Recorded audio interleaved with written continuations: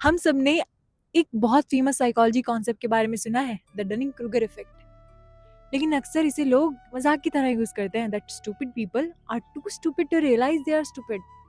लेकिन अगर हम 1999 की ओरिजिनल स्टडी को देखें तो हमें पता चलेगा कि इसका एक और गहरा पहलू भी है जो अक्सर लोग इग्नोर कर देते हैं। ये सिर्फ इस बारे में नहीं कि कैसे कम जानकारी वाले लोग खुद को ओवर कॉन्फिडेंट दिखाते हैं, बल्कि ये इस बारे में भी है कि कैसे दुनिया के इंटेलिजेंट लोग अक्सर चुप रहते हैं। तो आइए समझते हैं डनिंग क्रूगर इफेक्ट को। ये स्टडी सिर्फ इग्नोरेंस के बारे में नहीं थी, ये स्टडी थी मेटाकॉग्निशन के बारे में। मेटाकॉग्निशन का मतलब होता है अपनी सोच के बारे में सोचने की क्षमता। रिसर्च कहती है कि जो लोग इनकॉम्पिटेंट होते हैं वो ये नहीं समझ पाते कि वो कब गलत है। उन्हें लगता है सब कुछ सिंपल है, इसीलिए उनका कॉन्फिडेंस 100% होता है। लेकिन असली ट्विस्ट ये है कि जो असली एक्सपर्ट्स होते हैं वो लोग उल्टा बिहेव करते हैं।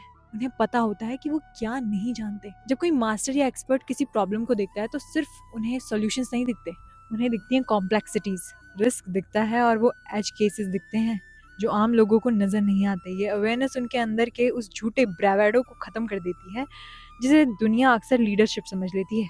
एक नोविस हमेशा एब्सोल्यूट में बात करेगा, जैसे ये काम पक्का हो जाएगा, लेकिन एक एक्सपर्ट हमेशा प्रोबेबिलिटीज या संभावनाओं में बात करेगा, जैसे इसके सफल होने के 70% चांसेस हैं अगर कंडीशंस सही रही तो। इस मिसमैच के कॉन्सिक्वेंसेस रियल वर्ल्ड में काफ़ी डेंजरस हो सकते हैं। हिस्ट्री का एक एग्जांपल ले तो नासा का चैलेंजर डिजास्टर इसका क्लासिक केस है। वहाँ जो इंजीनियर्स थे जिनके पास असली डेटा था वो डरे हुए थे और उन्होंने बहुत ही कॉशियस लैंग्वेज यूज़ की। दूसरी तरफ मैनेजमेंट को सर्टेनिटी चाहिए थी।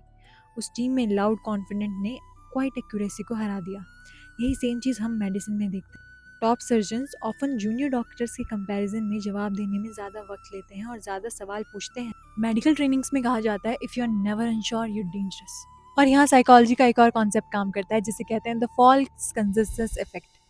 अक्सर इंटेलिजेंट लोगों को लगता है कि जो काम उनके लिए आसान है वो दूसरों के लिए भी आसान होगा।